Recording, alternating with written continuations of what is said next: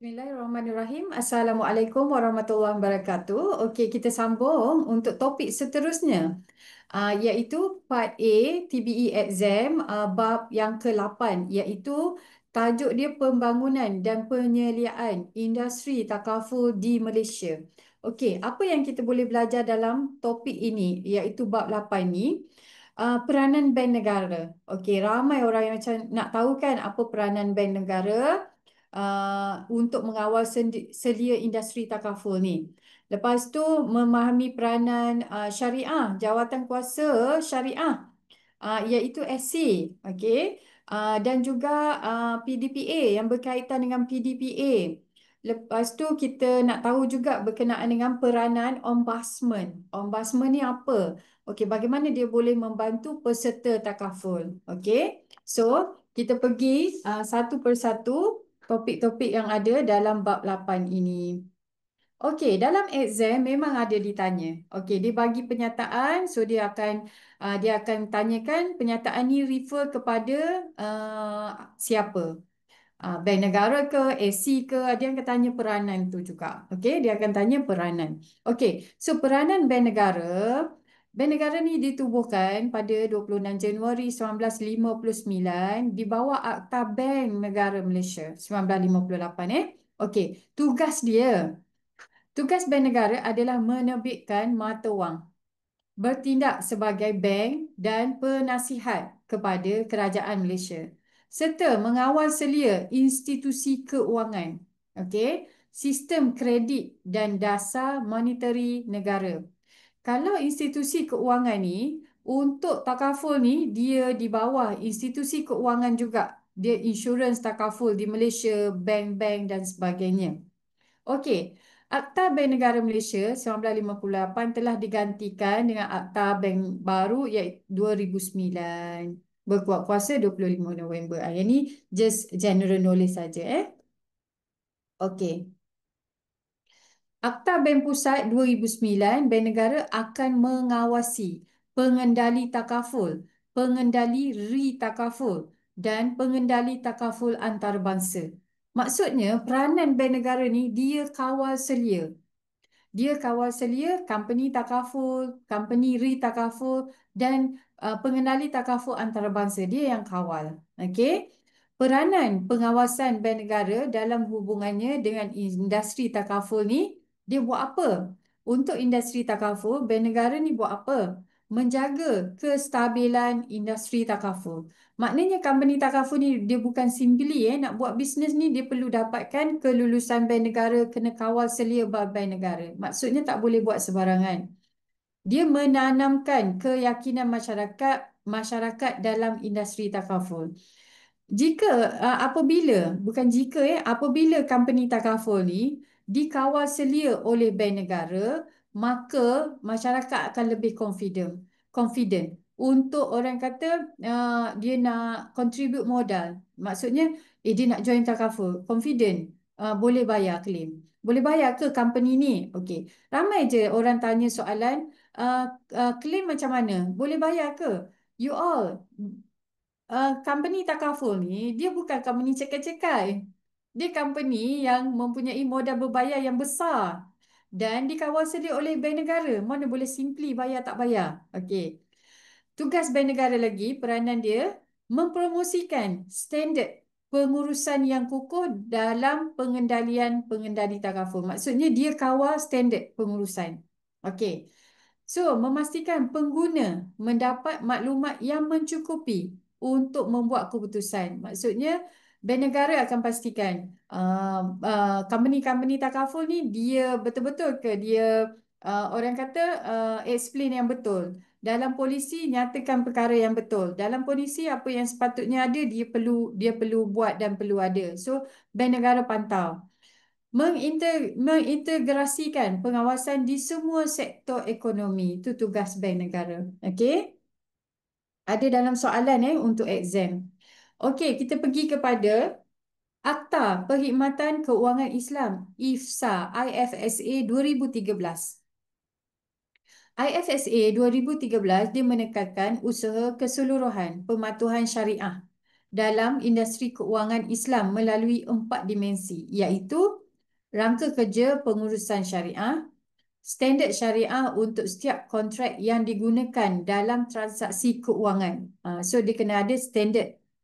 Langkah-langkah pencegahan untuk menangani isu-isu yang menjadi kebimbangan institusi keuangan Islam yang mungkin mempengaruhi kepentingan depositan dan pemilik sijil. Maksudnya, nak bagi orang confident ni, ada langkah-langkah yang pencegahan yang diperlukan. Okey, pengoperasian yang berkesan dan cekap. So, Akta IFSA dia menekankan berkaitan dengan pematuhan syariah.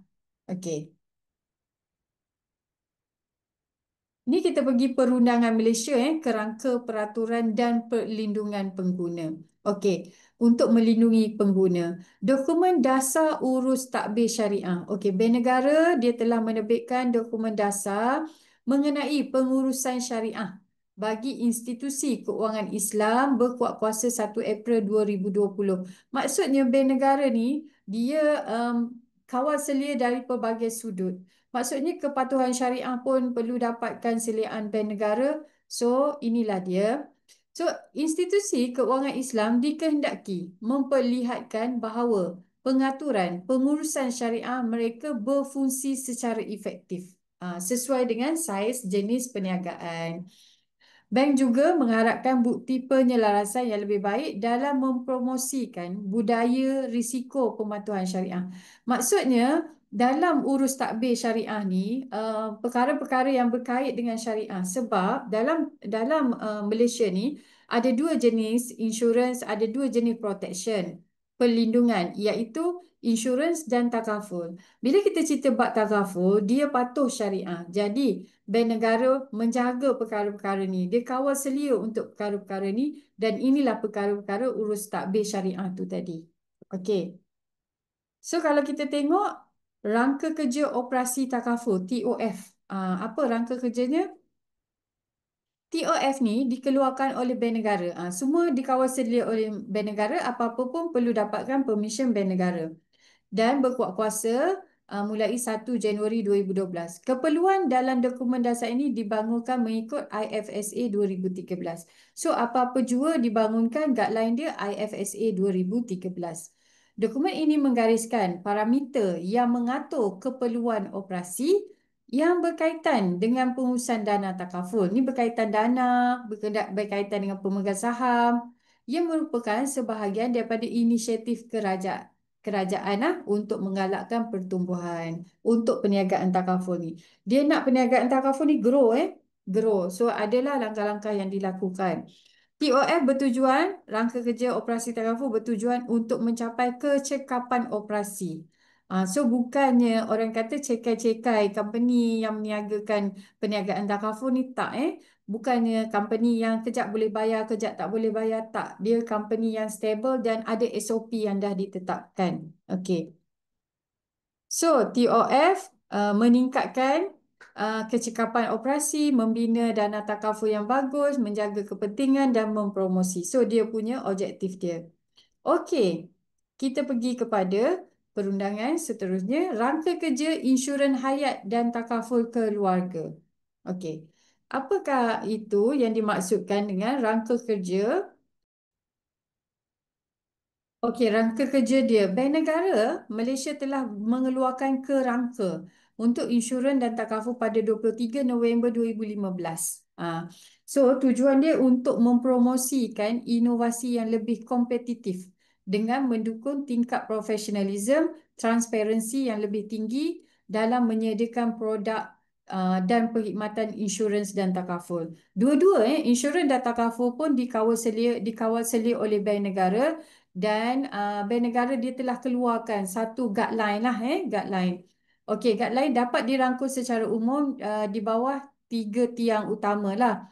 Dia menyingkirkan ataupun dia mengelakkan dari ada unsur-unsur penyingkiran beransur-ansur, penyingkiran beransur-ansur had kos operasi untuk mempromosikan inovasi produk sambil memelihara nilai polisi dan sijil. Maksudnya dari segi kos tu dia ambil kira, dia jaga pelbagai saluran pengedaran untuk meluaskan jangkauan produk. So jadi maksudnya company bank negara ni membantu jugalah dalam dia ada guideline lah bagaimana kita nak buat marketing dan sebagainya. Okey, penguatan tata niaga pasaran untuk meningkatkan perlindungan pengguna. Ambil kira juga tentang kepentingan perlindungan pengguna, itu juga yang ada dalam rangka kerja insurans hayat dan takaful by bank negara. Okey. Kita pergi kepada, okey, nak kawal operasi. Kawal kos Kawal kos operasi untuk perniagaan bukan takaful saja, insurans juga. So kita sebut kat sini insurans hayat dan takaful keluarga, iaitu life life takaful, life insurance Okey, tujuan dia. Kenapa nak kawal kos operasi? Menghapuskan pengawalan had kos operasi bagi insurans hayat dan pengendali takaful. Okey, memberikan kebebasan kepada insurans hayat dan pengendali takaful untuk menguruskan perbelanjaan operasi yang sejajar dengan strategi perniagaan. Okey, kos operasi ni mestilah sejajar tidak terlalu over dan tidak terlalu rendah sangat supaya boleh cover that industri tu boleh survive. Okey. Mendorong inovasi dan persaingan yang lebih besar, menetapkan standard lah, okay, untuk profesionalism. Okey, kita pergi kepada kerangka scorecard seimbang. Ini balance scorecard bagi ejen, penasihat keuangan dan broker, rakan-rakan bank assurance, bank assurance dan banka takaful. Okey. Kawalan kos operasi oleh bank negara juga dia memperkenalkan kerangka balance scorecard BSC bagi perantara insurans hayat dan takaful untuk memperkukuhkan perlindungan adil terhadap pengguna. Maksudnya dekat sini, balance scorecard ni adalah KPI yang dibuat oleh bank negara untuk mengawal kos operasi dan untuk menjaga perlindungan pengguna. Maksud dia kat sini, dalam balance scorecard tu ada KPI-KPI yang ejen takaful kena jaga. Jadi dia kena jaga etika bekerja, dia tak boleh buat sembrono, tak boleh buat sebarangan sebab balance scorecard ni adalah KPI. Dia tak boleh simply jumpa orang tu, tutup polisi orang tu, buat polisi baru. Tak boleh sebab itu adalah sebahagian daripada KPI. Dia tak boleh bila kontrak jadi ejen tapi dia tak buat apa-apa. Tak buat servicing, tak jaga amanah, tak boleh. So ada dah dia punya kawalan-kawalan yang dibuat oleh bank negara untuk orang kata melindungilah perkara-perkara yang tidak elok itu tadi. So itu yang dipanggil KPI. Okey, KPI ni ada untuk beberapa poin iaitu fact finding. Maksudnya ada borang fact finding, persistency. Persistency ni kadar pembayaran. Contoh kalau klien ambil dia tak bayar, dia akan efek KPI agent. Benda tu bank negara dah tetapkan dah.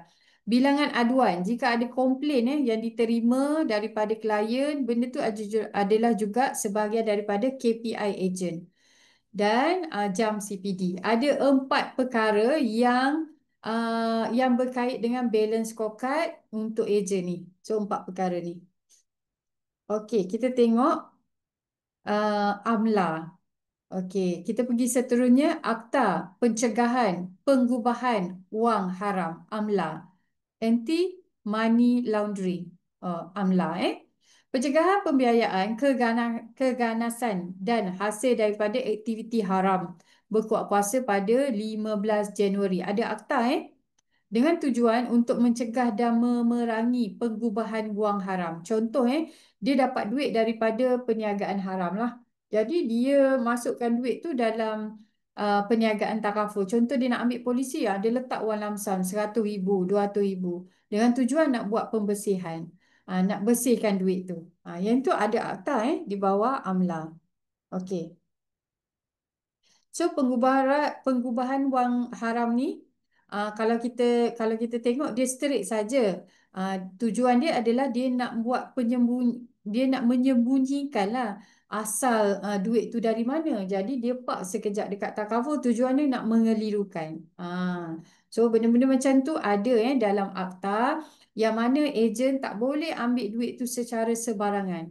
Okey, ejen dia boleh kena saman jika dia terlibat dengan perkara-perkara tu. Okey. Jika dia terlibat dia boleh kena saman ataupun lesen dia boleh kena tarik. Okey. Ejen juga okey, mendapatkan, dia menerima, dia dapat, dia terima, dia memiliki, dia menyamar, dia memindahkan, dia menukar, dia membawa, dia membuang atau menggunakan hasil. Semua benda-benda ni daripada aktiviti haram tadi dan terbukti itu adalah kesalahan. Apa jua ejen tak boleh cakap, saya tak tahu. Tak boleh. Tetap salah dia juga sebab dia involve. Gitu mengeluarkan dari atau membawa masuk ke Malaysia.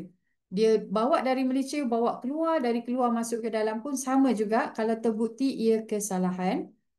Menjemunyikan, menyamar, menghalang penubuhan sifat sebenar, asal-usul, lokasi, pergerakan, penyelesaian, hak milik, hasil daripada aktiviti haram atau barang bukti, barang bukti, ada benda tu terbukti, ada barang bukti, itu adalah kesalahan. Okey, sangat berat you all untuk penggubahan wang haram ni. Sangat berat dia punya apa dia kita panggil fee dia tu apa ataupun dia panggil denda tu sangat berat.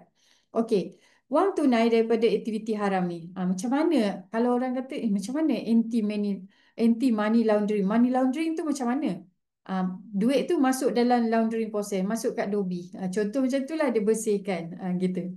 Okey, duit yang kotor tadi, duit yang haram tadi dia masuk kepada takaful. Dia masuk takaful jadi bersihlah sebab apa? Permohonan dari sekian-sekian.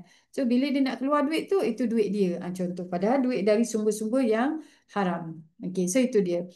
Dia dapat duit daripada wang haram. So penjenayah ni dia cuba jauhkan wang tu dari sumber jenayah. Maksudnya dia nak mengelirukan, dia masukkanlah dalam pelaburan ataupun takaful ataupun mana-mana investment lah dalam Malaysia. Konon-konon tu duit dia lah. So ada kita panggil, kita nak beritahu ada apa dekat situ maknanya company bank ke company takaful ke dia tidak simply ambil permohonan-permohonan ni. Permohonan ni perlu dipantau, perlu ada filter-filter dia lah, proses SOP dia sebelum lulus. Okey, kita pergi kepada topik seterusnya. Maksudnya subtopik dalam bab 8 ni berkenaan dengan aduan, berkenaan dengan discussion, apa yang boleh di apa ni kalau katakanlah ada sebarang aduan ketidakpatuhan dan sebagainya, macam mana nak buat ni? Gitu kan. So apa yang klien ataupun peserta boleh buat untuk backup diri dia? So kita tengok. Peranan Perbadanan Insurans Deposit Malaysia PIDM. Okey. PIDM ni dia punya peranan adalah dia uruskan sistem insurans deposit dan sistem perlindungan manfaat takaful dan insurans di bawah akta tersebut. Okey, maksudnya kita punya deposit ataupun kita punya takaful di dalam Malaysia ada perlindungan insurans. Ada protection tau setiap deposit kita tu. Okey. PIDM menyediakan insurans atau takaful dua. Melawan kerugian. Maksudnya nak mengelakkan kerugian kepada deposit kita, duit kita dalam bank dan menjadi tanggungjawab ahli pengambilan deposit. Okey. Menyediakan perlindungan untuk melawan kerugian, mengelakkan kerugian sebahagian atau keseluruhan manfaat takaful. Kalau dekat dalam takaful. Tadi kalau dekat bank kita punya duit simpanan kita tu. Kalau dekat takaful dia protect dari segi manfaat. Okey. Dia protect dari segi manfaat. Okey. Memberikan insentif untuk pengurusan risiko yang baik, mempromosi atau menyumbang kepada kestabilan sistem keuangan. Bila ada protection, bila ada PIDM, lebih stabil lah kan sebab ada backup plan kat situ. Okey. Kita tengok pula sistem perlindungan manfaat takaful dan insurans TIPS Malaysia. TIPS Malaysia ni melindungi pemilik CJ takaful dan insurans daripada kehilangan manfaat yang layak untuk mereka jika pengendali insurans atau takaful ni gagal dan tidak mampu memenuhi manfaat. Maksudnya, jika company insurans atau takaful tak mampu untuk memenuhi dia punya benefit-benefit dan sebagainya, so apa yang berlaku? Manfaat kepada pemilik CJ takaful dan polisi insurans tadi pada peserta tadi, PIDM melindungi daripada kehilangan manfaat takaful atau insurans yang layak jika seorang ahli mengalami kegagalan keuangan. Contoh macam ni, katakanlah company takaful ataupun company insurans ni dia tak boleh nak bayar manfaat mungkin sebab status company tutup ke company bankrupt ke apa ke, tapi dia jaranglah berlaku sebab dia di bawah seliaan bank negara. Namun tetap ada perlindungan backup dekat situ untuk perkara-perkara tu. Okey. Perlindungan ni disediakan secara automatik oleh PIDM. Itulah tugas PIDM tu. Tak perlu nak mohon-mohon pun. Automatik kerajaan bagi benda ni. Okey? Sebab dia di bawah seliaan bank negara kan, automatik kerajaan provide untuk rakyat-rakyat Malaysia tentang PIDM ni tadi. Dia protect untuk deposit dan takaful, insurans, perlindungan lah. Tak ada yuran. Tak ada CJ-CJ ke apa ke, tak ada so itu dia. Okey, sistem perlindungan manfaat takaful dan insurans ni, perlindungan merangkumi, okey, sijil atau polisi tersebut harus dalam DINO. Oh, yelah, dalam RM lah kan, perniagaan dalam RM. Manfaat di bawah sijil atau polisi yang bukan berkaitan pelaburan dilindungi sepenuhnya 100%. Contohlah kan, in worst case scenario, paling worst. Dia ada ambil manfaat 100,000 dekat company ABC. Tapi company tu mengalami masalah keuangan dan dia tak dapat membayar 100,000 tu tadi. Jangan risau sebab Bank Negara akan mengarahkan PIDM untuk membayar. So, dia ada backup lah kat situ untuk kestabilan. Okey, had perlindungan 500,000 sehingga 500,000 saja. Tak adalah boleh bagi banyak-banyak sebab nak bagi ramai orang ni. So, jadi dia ada limited lah. Okey, tak adalah kita kehilangan atau kerugian semua duit. At least adalah sehingga 500,000. Okey. Perlindungan tidak mencakupi, okey, dia tak cover untuk perkara yang berkait CJ takaful dan polisi insurans dalam mata wang asing. Maknanya, kalau polisi-polisi luar negara ke apa ke, tak, yang tu kita tak cover. Dan juga yang dikeluarkan di luar Malaysia. Luar daripada Malaysia je, kita tak ada coverage untuk PIDM ni. Tak ada. Tak ada di cover. Dilindungi untuk dalam Malaysia sahaja. Okey, baik. Okey, yang ini ada soalan juga dalam TBE exam. Suka diorang tanya tentang Ombudsman untuk Perkhidmatan Keuangan, OFS. Dulunya dikenali sebagai Biro Perantaraan Keuangan. Ombudsman ni tugas dia apa? Memang akan keluar dalam exam selalunya. Ia adalah sebuah badan bebas yang ditubuhkan sebagai badan penyelesaian aduan alternatif untuk membantu pengguna keuangan menyelesaikan aduan.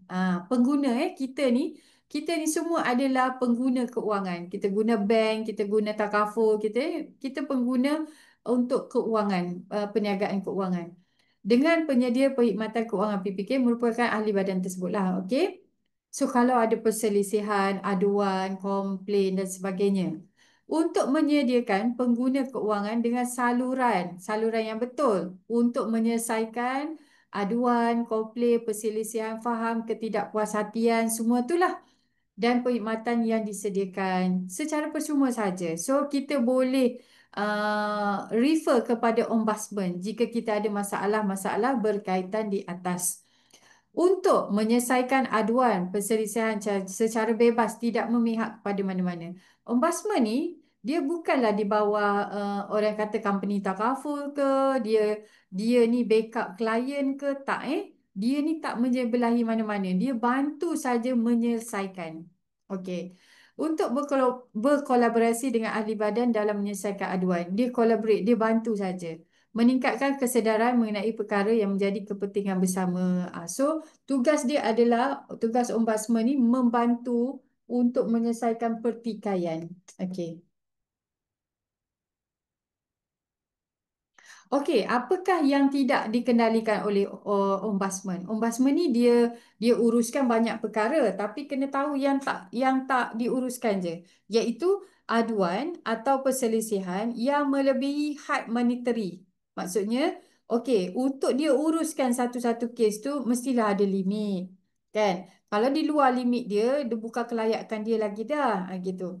Aduan atau perselisihan mengenai harga umum, ciri-ciri produk, keputusan kredit atau underwriting, iaitu di bawah company, dia bukan di bawah ombudsman. Ombudsman ni untuk perkara-perkara yang dah ditetapkan oleh bank negara, yang dah di-standardiskan, gitu kan, standardiskan.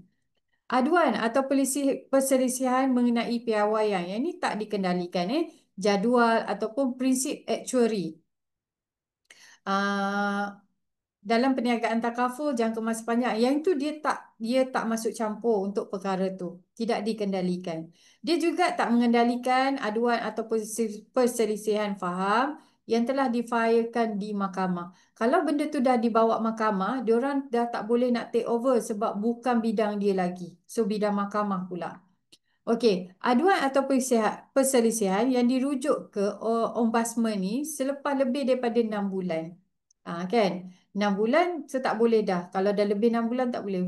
Below 6 months tu masih boleh lagi dibawa ke ombudsman kalau ada perkara-perkara yang berkait komplain pertikaian dan sebagainya. Contohnya dia dapat claim tapi dia tak puas hati dengan claim tu.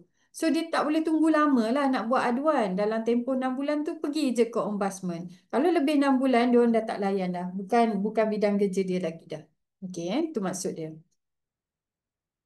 Okey. Apa itu Bank Negara Link?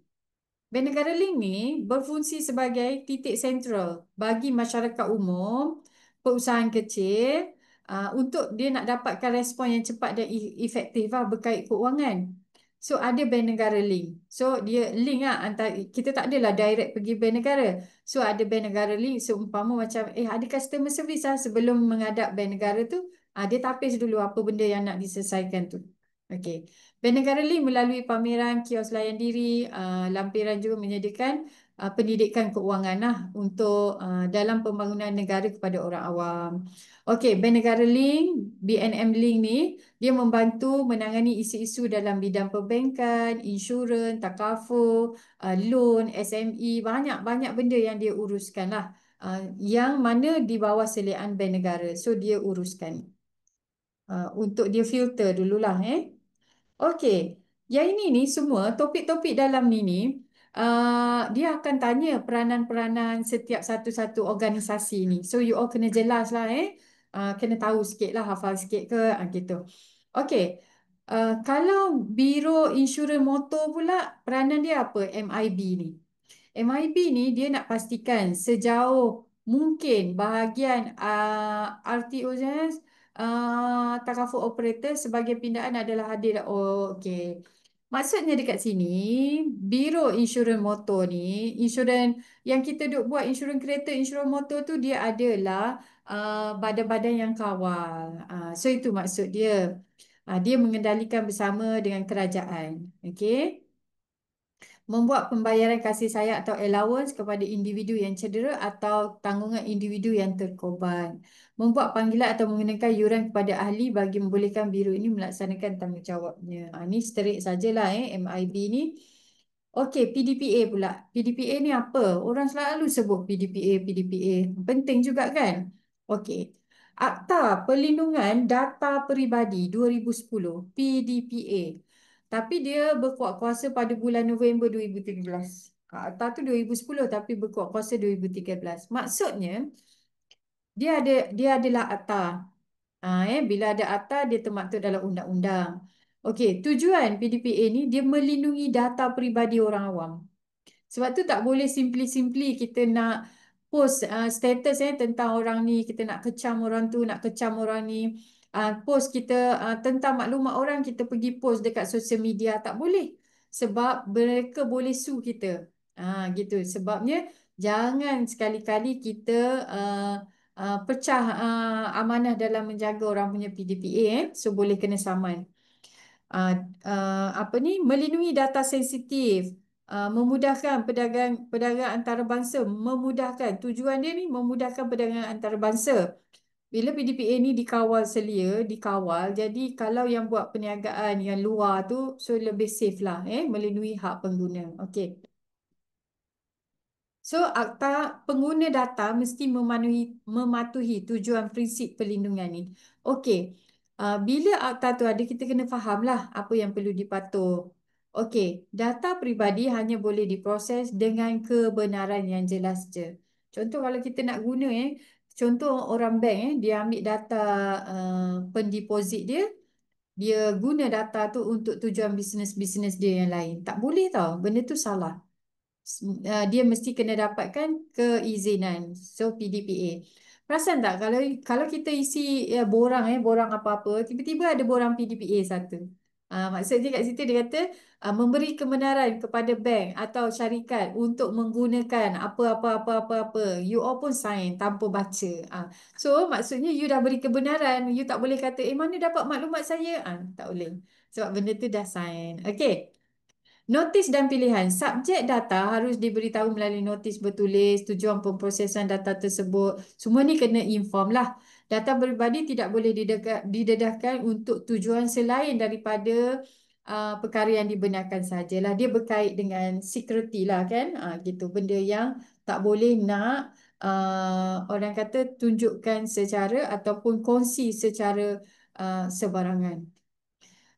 Pengguna data mesti mematuhi tujuh prinsip ni lah. Tadi tiga, iaitu tentang keselamatan, tentang penyimpanan, keselamatan data dan akses. Benda ni kena tahu, you all kena tahu apakah PDPA ni dan bagaimana orang kata prinsip-prinsip perlindungan yang dilaksanakan lah, perkara-perkara yang dilindungi itu tadi.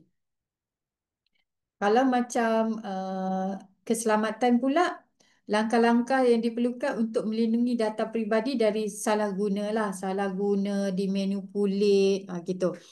Tidak boleh disimpan dalam tempoh yang lama untuk tujuan tertentu, tak boleh. Ambil data orang, simpan secara ni tak boleh sembarangan. Keselamatan data mesti kena ni sentiasa kini dan tepat lah. Subjek data harus dibenarkan mengakses data peribadi mereka. Okey. So ini tentang PDPA. Okey, kita pergi kepada pembangunan dan pematuhan syariah pula. Okey, yang ini tentang syariah. Okey, SAC, Bank Negara Malaysia adalah badan tunggal yang berwibawa dalam hal syariah ni. Suruhanjaya Security itu SC.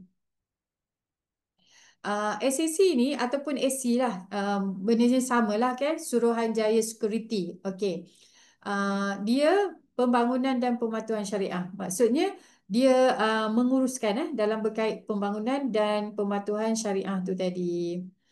Okey, dia berkait dengan perbankan Islam, takaful, keuangan, berkaitan dengan keuangan Islam lah. Okey, bertanggungjawab untuk mengesahkan semua perbankan Islam ataupun produk yang berkait dengan ni patuh syariah.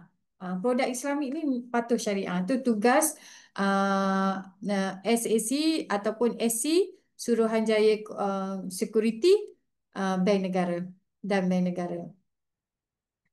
Okey, SC pengendali takaful pula macam mana? Tadi Suruhanjaya Security untuk Bank Negara. Yang ini Suruhanjaya Security untuk pengendali company takaful. Tugas dia adalah menasihati institusi berlesen. Dia menasihatkan company takaful untuk memastikan perniagaan dia tu memenuhi syariah. Dia pantau pematuhan syariah, company takaful, operasi perniagaan, penyelidikan dan fungsi audit. Audit pun dipantau juga. So inilah peranan-peranannya. Okey. So kita punya topik untuk bab 8 ni berkaitan dengan pembangunan, penyediaan industri takaful di Malaysia ni tamat sampai dekat sini sahaja. Okey, itu sahaja. Sekian. Terima kasih.